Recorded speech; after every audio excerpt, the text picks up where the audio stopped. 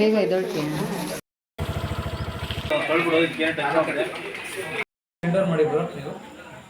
ಎಲ್ರಿಗೂ ನಮಸ್ಕಾರ. ಗೆಳತಿ ಯೂಟ್ಯೂಬ್ ಚಾನಲ್ಗೆ ಮತ್ತೊಮ್ಮೆ ಸ್ವಾಗತ. ನಮ್ಮ ಮನೆ ಗೃಹ ಪ್ರವೇಶದ ವಿಡಿಯೋನ ನೋಡ್ತಾ ಇದ್ದೀರಾ. ಹಿಂದಿನ ದಿನ ರಾತ್ರಿ ಯಾವೆಲ್ಲ ಹೋಮ ಪೂಜೆಗಳಿರುತ್ತೆ ಅನ್ನೋದನ್ನು ಹಿಂದಿನ ವಿಡಿಯೋದಲ್ಲಿ ಶೇರ್ ಮಾಡಿದ್ದೆ. ಇವತ್ತಿನ ವಿಡಿಯೋದಲ್ಲಿ ಪೂಜೆ ಎಲ್ಲ ಮುಗಿದ್ಮೇಲೆ ನೈಟ್ ಎಷ್ಟೆಲ್ಲ ಕೆಲಸಗಳಿರುತ್ತೆ, ಪ್ರಿಪ್ರೇಷನ್ ಇರುತ್ತೆ, ನಾವು ಹೇಗೆ ಮಾಡ್ಕೋತಾ ಇದ್ದೀವಿ ಅನ್ನೋದನ್ನು ಶೇರ್ ಮಾಡ್ತಾ ಇದ್ದೀನಿ. ಅಲ್ಲದೆ ಈಗೆಲ್ಲ ಕಿಚನ್ ಡೆಕೋರೇಷನ್ ಅನ್ನೋದು ತುಂಬಾ ಟ್ರೆಂಡಿಂಗ್ ಆಗಿಬಿಟ್ಟಿದೆ. ನನಗೇನು ಇದೆಲ್ಲ ಐಡಿಯಾನೇ ಇರಲಿಲ್ಲ. ನನ್ನ ಫ್ರೆಂಡ್ ಒಬ್ಬಳು ಈ ಐಡಿಯಾನ ಕೊಟ್ಟಿದ್ದು. ನೆಕ್ಸ್ಟ್ ಮಂತು 8ನೇ ತಾರೀಕು ಅಂದರೆ ಜೂನ್ 8ನೇ ತಾರೀಕು ನನ್ನ ಫ್ರೆಂಡ್ ಮನೆ ಗೃಹ ಪ್ರವೇಶ ಕೂಡ ಇದೆ. ನಾವೆಲ್ಲ ಒಬ್ರಿಗೊಬ್ರು ಡಿಸ್ಕಸ್ ಮಾಡುವಾಗ ಈ ಒಂದು ಟಾಪಿಕ್ ಬಂತು, ಕಿಚನ್ ಡೆಕೋರೇಷನ್ ಬಗ್ಗೆ. ಅವಳು ಹೇಳ್ತಾ ಇದ್ಲು, ನಾನು ಕೆಲವು ಕಡೆ ವಿಚಾರಿಸಿದ್ದೀನಿ, 4,000ದಿಂದ 5, 6, 10 ಈ ರೀತಿ ಪ್ಯಾಕೇಜ್ ಎಲ್ಲ ಇರುತ್ತೆ. ತುಂಬ ಇಷ್ಟ ಕಿಚನ್ ಡೆಕೋರೇಷನ್ ಮಾಡಿಸ್ಲೇಬೇಕು ಅಂತ. ನಮ್ಮ ಮನೆಗಂತೂ ಮಾಡಿಸ್ತೀನಿ ಅಂತ ಹೇಳಿದ್ಲು. ನಾನು ಇದ್ರ ಬಗ್ಗೆ ವಿಚಾರಿಸಿದಾಗ ಮನೇಲಿ ಒಬ್ಬರು ಒಪ್ಕೊಳ್ತಾ ಇದ್ರು, ಒಬ್ಬರು ಒಪ್ಕೊಳ್ತಾ ಇರಲಿಲ್ಲ. ಆಗ ನನ್ನ ತಂಗಿ ಮಕ್ಕಳು ಎಲ್ಲರೂ ಸೇರಿಕೊಂಡು ಈ ಸರಿ ನಾವೇ ಅದನ್ನು ಸಿಂಪಲ್ಲಾಗಿ ಹೇಗಾಗುತ್ತೋ ಹಾಗೆ ಡೆಕೋರೇಷನ್ ಮಾಡೋಣ. ಹೇಗಿದ್ರೂ ಐಟಮ್ಗಳು, ಗೊಂಬೆಗಳು ಎಲ್ಲ ಮನೆಯಲ್ಲೇ ಇರುತ್ತೆ. ನಾವು ಸ್ಯಾರಿ ಕುಚ್ಚು ಮಾಡೋದ್ರಿಂದ, ಟೈಲರಿಂಗ್ ಕೆಲಸ ಮಾಡೋದ್ರಿಂದ ಬೇಕಾಗಿರುವಂಥ ಒಂದಷ್ಟು ಮೆಟೀರಿಯಲ್ಗಳು ನಮ್ಮ ಹತ್ರನೇ ಇರುತ್ತೆ. ಮೊದಲು ಏನೇನು ಬೇಕು ಅನ್ನೋದನ್ನು, ನಮ್ಮ ಹತ್ರ ಏನೇನಿದೆ ಅನ್ನೋದನ್ನು ನೋಡೋಣ ಅಂಥೇಳಿ ಸ್ವಲ್ಪ ಎಲ್ಲ ನೋಡಿ ಎಲ್ಲ ಎತ್ತಿಟ್ವಿ. ಒಂದಷ್ಟು ಹಸುಗಳು, ಆನೆಗಳು, ಈ ರೀತಿ ಬಾರ್ಬಿ ಡಾಲ್ಗಳು, ಮತ್ತು ಇದನ್ನೆಲ್ಲ ಇಡೋದಕ್ಕೆ ಪೀಠಗಳು, ಈ ಥರದ್ದೆಲ್ಲ ಒಂದಷ್ಟು ಐಟಮ್ಗಳು, ಶೋ ಪೀಸ್ಗಳು ಎಲ್ಲ ನಮ್ಮ ಹತ್ರನೇ ಇದ್ದಿದ್ದರಿಂದ ಇದರಲ್ಲೇ ಏನಾದರೂ ಡೆಕೋರೇಷನ್ ಮಾಡೋಣ ಅಂತ ಪ್ಲ್ಯಾನ್ ಮಾಡಿಕೊಂಡು ಅಂದ್ಕೊಂಡ್ವಿ. ಹುಡುಗಿ ಗೊಂಬೆಗಳಿಗೆ ಅಲಂಕಾರ ಚೆನ್ನಾಗಿ ಬಂದರೆ ಮಾತ್ರ ನಾವು ಜೋಡಿಸೋಣ, ಇಲ್ದಿದ್ರೆ ಬೇಡ, ಈ ಪ್ಲ್ಯಾನೇ ಕ್ಯಾನ್ಸಲ್ ಮಾಡೋಣ ಅಂತ ಹೇಳಿದ್ವಿ. ಆದರೆ ಈ ಹೆಣ್ಣು ಗೊಂಬೆಗಳಿಗೆ ಅಲಂಕಾರ ಮಾತ್ರ ತುಂಬ ಚೆನ್ನಾಗಿ ಬಂದಿತ್ತು. ನನ್ನ ತಂಗಿ ಅಷ್ಟು ಚೆನ್ನಾಗಿ ಅಲಂಕಾರ ಮಾಡಿದ್ಲು. ನಾನು ಹಾಗಿದ್ರೂ ಹೇಳ್ದೆ, ಪಾಪ ಅವಳು ಕೂಡ ಕೆಲಸಕ್ಕೆ ಹೋಗ್ತಾಳೆ, ಅಲ್ಲಿಂದ ಬಂದು ನನಗೂ ಕೂಡ ತುಂಬ ಹೆಲ್ಪ್ ಮಾಡಿದ್ದಾಳೆ ಮನೆಯಲ್ಲಿ. ಇದ್ರ ಜೊತೆಗೆ ಇದು ಒಂದು ಎಕ್ಸ್ಟ್ರಾ ಕೆಲಸ, ಬೇಡ ಬಿಡು ಅಂತ ಹೇಳಿದೆ. ಆದರೂ ಕೂಡ ಇಲ್ಲ, ಟ್ರೈ ಮಾಡೋಣ, ಒಂದು ಸಲ ನೋಡೋಣ ಹೇಗೆ ಬರುತ್ತೋ ಅಂತ ಹೇಳಿ ಟ್ರೈ ಮಾಡಿದ್ಲು. ತುಂಬ ಚೆನ್ನಾಗಿ ಬಂದಿತ್ತು. ಈ ಗೊಂಬೆ ಮಾತ್ರ ನೋಡುವಾಗ ನಮ್ಮ ಹನ್ಸಿಕಾನೇ ನೋಡ್ತಾ ಇದ್ದೀವೇನೋ ಅನ್ನೋಷ್ಟು ಮುದ್ದಾಗಿತ್ತು. ಇಷ್ಟೆಲ್ಲ ಶ್ರಮಪಟ್ಟು ಮಾಡಿದ್ದು ವ್ಯರ್ಥ ಆಗಲಿಲ್ಲ. ಕಿಚನಲ್ಲಿ ತುಂಬ ಚೆನ್ನಾಗಿ ಜೋಡಿಸಿದ್ರು, ತುಂಬ ಚೆನ್ನಾಗಿ ಡೆಕೋರೇಷನ್ ಮಾಡಿದರು. ಖರ್ಚು ಇಲ್ಲದೆ ನಮ್ಮ ಕಿಚನಲ್ಲಿ ಡೆಕೋರೇಷನ್ ಆಯಿತು. ಬಂದವರೆಲ್ಲರೂ ಅಂತೂ ತುಂಬ ನೋಡಿ ಆಶ್ಚರ್ಯಪಟ್ಟರು. ಡೆಕೋರೇಷನ್ ತುಂಬ ಚೆನ್ನಾಗಿದೆ, ಇರೋ ಬ್ಯುಸಿ ಟೈಮಲ್ಲಿ ನೀವು ಇಷ್ಟೆಲ್ಲ ಹೇಗೆ ಮಾಡಿದ್ರಿ ಅಂತ ತುಂಬ ಖುಷಿಪಟ್ಟರು. ಮತ್ತು ಫೋನೆಲ್ಲ ಮಾಡಿ ಹೇಳ್ತಾಯಿದ್ರು, ತುಂಬ ಚೆನ್ನಾಗಿ ಮಾಡಿದ್ರಿ, ತುಂಬ ಚೆನ್ನಾಗಿ ಜೋಡಿಸಿದ್ದೀರಾ ಅಂತೆಲ್ಲ ಹೇಳಿದ್ರು.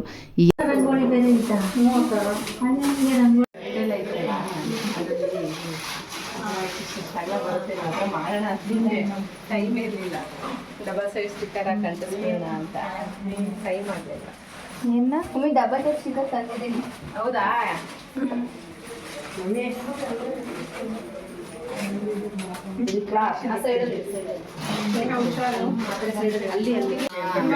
ಬೆಳಗ್ಗೆ ಬೇಗ ಎದ್ದೊಳ್ತೀಯ? 1, 2, 3, 4 ಲಕ್ಷ್ಮೀ ಬಂದು ಹೇಳ್ತೀನಿ. ಆನೆಗಳನ್ನ ಸುತ್ತ ಇಟ್ಬಿಟ್ಟು ಅಲ್ಲ ನೀವಿದ್ದೀರಾ, ಇವರಿದ್ದಾರೆ, ನೀವು ಲಕ್ಷ್ಮಿ ಐತೆ. ಇನ್ನೂ 2 ಆನೆ ಇತ್ತಲ್ಲ, ತೊಳಿಬೇಕಾ ಇದು ಅಕ್ಕಿ? ಗ್ರೀನ್ ಕಲರ ಅದ ಬೇಡ, ಅಲ್ಲ ಆಯ್ತು ಅದು ಅಕ್ಕಿ, ಇದು ಎತ್ತಿಟ್ಟಿದ್ದು. ಹಸುಗಳೆಲ್ಲ ಇರ್ತೀರಾ? ಅದೇ ಇವಾಗ ಎಲ್ಲ ಮಾಡ್ಬಿಟ್ಟು ಎಲ್ಲಿದೆ ಅಂತ ಇಲ್ಲಿ ಇಲ್ಲಿ ಕಿಚನ್ ಡೆಕೋರೇಷನ್ ಈ ರೀತಿ ಬಂದಿದೆ. ರಾತ್ರಿ ಎಲ್ಲರೂ ಸೇರಿಕೊಂಡು ಇಷ್ಟು ನೀಟಾಗಿ, ಇಷ್ಟು ಚೆನ್ನಾಗಿ ಡೆಕೋರೇಷನ್ ಮಾಡಿಟ್ಟಿದ್ದಾರೆ. ಇಲ್ಲಿ ಕುಬೇರ ಮೂಲೆಯಲ್ಲಿ ಧಾನ್ಯಗಳನ್ನು ಇಡ್ತೀವಿ. ಯೂಶಲಿ ಮನೆಯಲ್ಲಿ ಒಂದು 5 ರೀತಿ ಧಾನ್ಯಗಳನ್ನು ಇಡ್ತಾರೆ. ಆದರೆ ಗೃಹ ಪ್ರವೇಶದ ದಿನ ನಾವು ಮನೆಗೆ ಎಷ್ಟೆಲ್ಲ ಅಡುಗೆಗೆ ಉಪಯೋಗಿಸ್ತೀವೋ ಆ ಎಲ್ಲ ವಸ್ತುಗಳನ್ನು ಇಡಬೇಕು ಅಂತ ಹೇಳ್ತಾರೆ. ಹಾಗಾಗಿ ಎಷ್ಟು ಸಾಧ್ಯ ಆಗುತ್ತೋ ಅಷ್ಟು ವಸ್ತುಗಳನ್ನ ಇಲ್ಲಿಟ್ಟಿದ್ದೀವಿ. ಅದ್ರ ಜೊತೆಗೆ ಏಲಕ್ಕಿ, ಲವಂಗ, ಡ್ರೈ ಫ್ರೂಟ್ಸು, ಕೆಂಪು ಕಲ್ಲು ಸಕ್ಕರೆ, ಹುಣಸೆ ಹಣ್ಣು, ಒಣಗಿದ ಮೆಣಸಿನ್ಕಾಯಿ, ಉಪ್ಪು, ಈ ಥರ ಎಲ್ಲನೂ ಕೂಡ ಇಡಬೇಕು. ನಾವು ಪ್ರತಿದಿನದ ಅಡುಗೆಗೆ ಏನೆಲ್ಲ ಯೂಸ್ ಮಾಡ್ತೀವಿ ಅದನ್ನೆಲ್ಲ ಇಡಬೇಕು. ತುಂಬಾ ಒಳ್ಳೆಯದು. ಸಿಂಪಲ್ಲಾಗಿ ಈ ಥರ ಜೋಡಿಸಿದ್ದೀವಿ. ಕಿಚನ್ ಡೆಕೋರೇಷನ್ ಹೇಗಿದೆ, ಗೊಂಬೆಗಳ ಅಲಂಕಾರ ಹೇಗಿದೆ, ತಪ್ಪದೆ ಕಮೆಂಟ್ಸಲ್ಲಿ ತಿಳಿಸಿ. ನಿಮ್ಮ ಕಮೆಂಟ್ಸನ್ನು ನೋಡಿ ನನ್ನ ತಂಗಿ ಕೂಡ ಖುಷಿ ಪಡ್ತಾಳೆ. ಮನೆ ಒಳಗಡೆ ಪ್ರಿಪ್ರೇಷನ್ ಇಷ್ಟೆಲ್ಲ ಇದ್ದರೆ ಮನೆ ಹೊರಗಡೆ ಕೂಡ ಕೆಲಸ ಇದೆ. ಮನೆ ಹೊರಗಡೆ ಇನ್ನು ಚಪ್ರಕ್ಕೆ ಹೂವು ಹಾಕಿರಲಿಲ್ಲ, ಮಾವಿನ ತೋರಣಗಳೆಲ್ಲ ಕಟ್ಟಿರಲಿಲ್ಲ.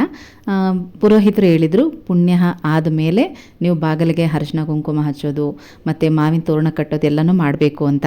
ರಾತ್ರಿನೇ ಅವರು ಬಲಿಯನ್ನು ಕೂಡ ಹಾಕಬೇಕು ಅಂತ ಹೇಳಿದರು. ವಿಪರೀತ ಮಳೆ. ಶನಿವಾರ ಅಂತೂ ಸಂಜೆ 7 ಗಂಟೆಗೆ ಶುರುವಾಗಿದ್ದ ಮಳೆ ರಾತ್ರಿ 12 ಗಂಟೆವರೆಗೂ ನಿಲ್ತಾನೇ ಇಲ್ಲ.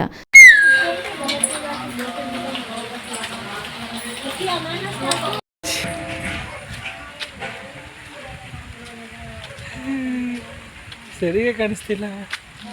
ಓ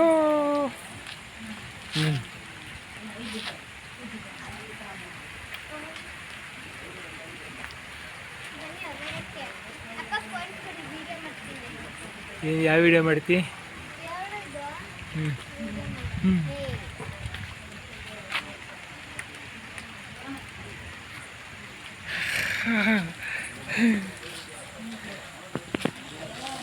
ಹತ್ತೂವರೆ ತನಕನೂ ನೋಡಿದ್ವಿ, ಮಳೆ ಕಡಿಮೆ ಆಗಲೇ ಇಲ್ಲ.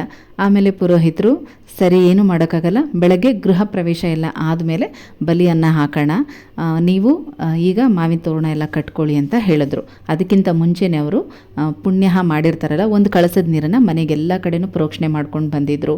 ಅಡುಗೆ ಮಾಡುವಂಥ ಪದಾರ್ಥಗಳಿಗೆ ಎಲ್ಲದಕ್ಕೂ ಕೂಡ ಪ್ರೋಕ್ಷಣೆ ಮಾಡಿದರು.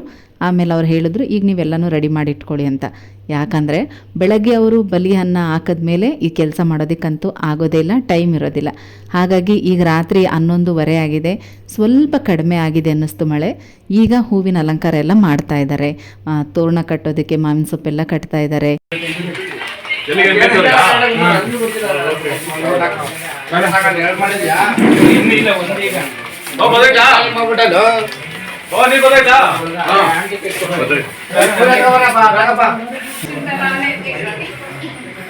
ಅದಕ್ಕೆ ಹೇಳ್ತೇನೆ, ನಾನು ಕೆಲಸ ಮಾಡೋ ಫೋಟೋ ತೆಗೀರಿ ಅಂತ.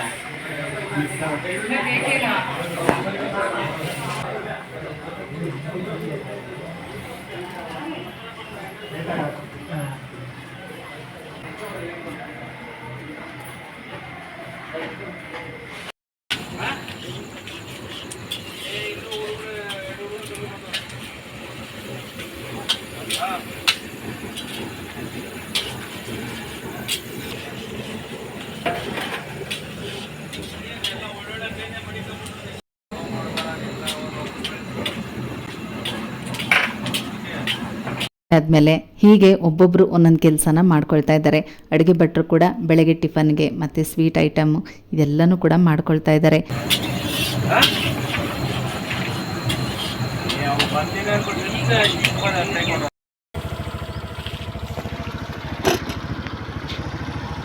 ಹೊರಗಡೆ ನೇಮ್ ಬೋರ್ಡ್ ಹತ್ರ ಈ ಥರ ಗಿಡಗಳನ್ನ ಇಡಬೇಕು ಅಂತ ಪ್ಲ್ಯಾನ್ ಮಾಡಿದ್ವಿ.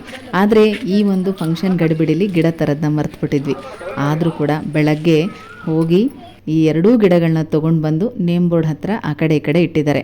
ನಮ್ಮನೆ ಒಳಗಡೆ ಆಲ್ಮೋಸ್ಟ್ ಎಲ್ಲ ಕೆಲಸ ಕಂಪ್ಲೀಟ್ ಆಗಿದೆ, ಆದರೆ ಹೊರಗಡೆದು ಒಂದು ಸ್ವಲ್ಪ ಕೆಲಸ ಬಾಕಿ ಇದೆ. ಈ ಗಿಡ ಇಟ್ಟಿದ್ದೀವಲ್ಲ, ಅದ್ರ ಕೆಳಗಡೆ ಕೂಡ ಗ್ರಾನೈಟ್ ಬರಬೇಕು, ತುಂಬ ಚೆನ್ನಾಗಿ ಕಾಣಿಸುತ್ತೆ. ಆಗ ಕೆಲವ್ರು ಎಲ್ಲ ಹೇಳ್ತಾರೆ, ನಾವು ಬಿಲ್ಡಿಂಗ್ ಕೆಲಸ ಕಂಪ್ಲೀಟಾಗಿ ಫಿನಿಷಿಂಗ್ ಆದಮೇಲೆ ಗೃಹ ಪ್ರವೇಶ ಮಾಡಬೇಕು ಅಂತ. ಆದರೆ ಕೆಲವ್ರು ಹೇಳ್ತಾರೆ ಆ ಥರ ಫುಲ್ಲು ಕಂಪ್ಲೀಟ್ ಮಾಡಬಾರ್ದು, ಒಂದು ಸ್ವಲ್ಪ ಕೆಲಸನಾದರೂ ಬಾಕಿ ಉಳಿಸ್ಬೇಕು, ಯಾಕಂದರೆ ಅದು ಕೆಲಸ ಹಾಗೆ ಮುಂದುವರ್ಕೊಂಡು ಹೋಗಲಿ ಅನ್ನೋವಂಥ ಉದ್ದೇಶದಿಂದ ಹಾಗೆ ಹೇಳ್ತಾರೆ. ನಮಗೂ ಕೂಡ ಹಾಗೆ ಹೇಳಿದ್ರು. ನಾನು ಒಳಗಡೆ ಕೆಲಸ ಮಾತ್ರ ಪೂರ್ತಿಯಾಗಿ ಕಂಪ್ಲೀಟ್ ಮಾಡಿ, ಹೊರಗಡೆ ಬೇಕಾದರೆ ಬ್ಯಾಲೆನ್ಸ್ ಇದ್ರೂ ಹೊರಗಡೆ ಕೆಲಸ ಬೇಕಾದರೆ ಮಾಡ್ಕೋಬೋದು ಅಂತ ಹೇಳಿದ್ದೆ. ಹಾಗಾಗಿ ಇದೊಂದು ಸ್ವಲ್ಪ ಕೆಲಸ ಮಾತ್ರ ಬ್ಯಾಲೆನ್ಸ್ ಉಳಿಸಿದ್ದಾರೆ. ಬೆಳಗ್ಗೆ ಇಷ್ಟೆಲ್ಲ ಗಡಿಬಿಡಿಲೂ ಕೂಡ ನಮ್ಮ ತಮ್ಮ ಮರಿದ ಹಾಗೆ ಹೋಗಿ ಆ ಎರಡೂ ದೊಡ್ಡ ಗಿಡಗಳನ್ನ ತೊಗೊಂಡು ಬಂದು ಆ ಕಡೆ ಈ ಕಡೆ ಇಟ್ಟಿದ್ದಾನೆ. ಅದು ಹೇಗೆ ಕಾಣ್ತಾ ಇದೆ ಅಂತ ತಪ್ಪದೆ ಕಮೆಂಟ್ಸಲ್ಲಿ ತಿಳಿಸಿ. ಈ ರೀತಿ ಹಿಂದಿನ ದಿನ ರಾತ್ರಿ ಪೂಜೆ ಎಲ್ಲ ಮುಗಿದ ಮೇಲೆ ಮನೆ ಡೆಕೋರೇಷನ್ಗೋಸ್ಕರ ಇಷ್ಟೆಲ್ಲ ಶ್ರಮ ಪಟ್ಟಿದ್ದೀವಿ. ಈಗ ನಮ್ಮ ಮನೆ ಅಲಂಕಾರ ಹೇಗಿದೆ ಅನ್ನೋದನ್ನು ನೀವೇ ಹೇಳಬೇಕು. ನಾನು ಇದನ್ನೆಲ್ಲ ಯಾಕೆ ಹೇಳ್ತಾ ಇದ್ದೀನಿ ಅಂದರೆ, ಇನ್ಯಾರಾದರೂ ಗೃಹ ಪ್ರವೇಶ ಮಾಡಬೇಕು ಅನ್ನೋರಿಗೆ ಒಂದಷ್ಟು ಐಡಿಯಾ ಸಿಗಲಿ ಅನ್ನೋ ಕಾರಣಕ್ಕೆ ಹೇಳ್ತಾ ಇದ್ದೀನಿ. ಪ್ರತಿಯೊಂದನ್ನು ಕೂಡ ನಾವು ಇನ್ನೊಬ್ಬರ ಮೇಲೆ ಡಿಪೆಂಡ್ ಆಗಬಾರ್ದು. ನಾವೊಂದು ಸ್ವಲ್ಪ ಯೋಚನೆ ಮಾಡಿದ್ರೆ ಅದಕ್ಕೆ ನಮಗೆ ತಕ್ಕಂತೆ ಐಡಿಯಾ ಸಿಗುತ್ತೆ. ಈಗ ಪ್ರತಿಯೊಂದಕ್ಕೂ ನಾವು ದುಡ್ಡು ಖರ್ಚು ಮಾಡಲೇಬೇಕು ಅಂತೇನಿಲ್ಲ ಅಲ್ವಾ? ಹಾಗಾಗಿ ಹೇಳ್ತಾ ಇದ್ದೀನಿ ಅಷ್ಟೇ. ಕೆಲವರು ನಮ್ಗೆ ಯಾರು ಹೆಲ್ಪ್ ಮಾಡೋರಿಲ್ಲ, ಬೇರೆಯವ್ರಿಗೆ ಯಾಕೆ ತೊಂದರೆ ಕೊಡಬೇಕು ಅಂತ ಹೇಳಿ ಎಲ್ಲನೂ ಕೂಡ ಒಂದು ಪ್ಯಾಕೇಜ್ ಥರ ವಹಿಸ್ಬಿಡ್ತಾರೆ. ಅವ್ರು ಬಂದು ಎಲ್ಲ ಡೆಕೋರೇಷನ್ ಮಾಡಿ ಹೋಗ್ತಾರೆ. ಆದರೆ ಮನೇಲಿ ಜನ ಇರುವಾಗ ಎಲ್ಲರನ್ನೂ ಕೂಡ ನಾವು ಸೇರಿಸ್ಕೋಬೇಕು, ಒಬ್ಬೊಬ್ಬರಿಗೆ ಒಂದೊಂದು ಕೆಲಸ ಅಂತ ವಹಿಸ್ಬೇಕು. ಈ ರೀತಿ ಮಾಡೋದ್ರಿಂದ ನಮ್ಮಲ್ಲಿ ಒಂದು ರೀತಿ ಬಾಂಡಿಂಗ್ ಕೂಡ ಹೆಚ್ಚಾಗುತ್ತೆ, ಖರ್ಚು ಕೂಡ ಕಡಿಮೆ ಆಗುತ್ತೆ. ನೀವೇನಂತೀರಾ?